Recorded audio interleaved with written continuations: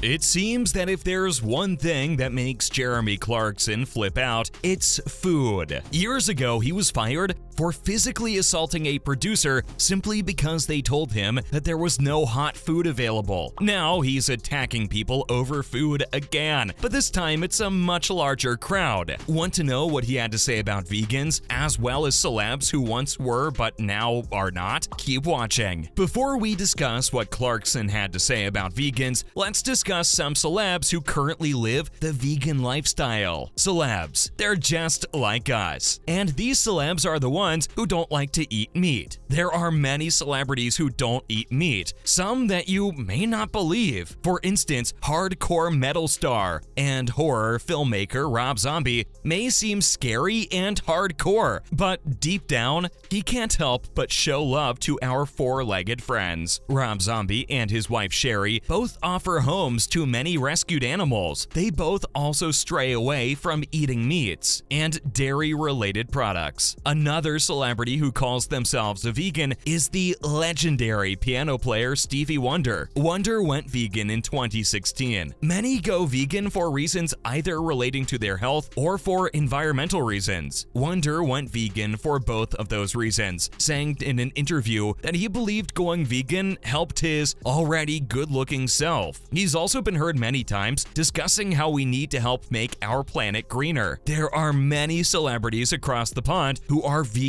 too, such as Russell Brand. After many failed attempts at veganism, the British actor announced in 2019 that after he'd appeared on the series Celebrity Bake Off, he'd been baking like crazy, and the dishes were vegan, just like he was. Now, let's talk about what Clarkson had to say about vegans. Jeremy Clarkson has always been one to get unreasonably angry over food. Just take, for example, the time he lost his job as Top Gear host for punching a producer simply because there wasn't any hot food available to him on set. Clarkson is now verbally attacking people over food, but this time it's a much larger audience of people. Clarkson has always been anti-vegan, but during an interview for the show Clarkson's Farm, people saw just how much Clarkson despised them. During the interview, Clarkson was asked by Caleb Cooper what he thought about a report that stated oat milk could increase drive. His response was very disrespectful to vegans, with Clarkson saying he found it interesting how the people who preferred oat and almond milk to regular milk were a spotty, anemic, ill, and politically weird group of people. He even went as far as to say those things, among others, result in them having very little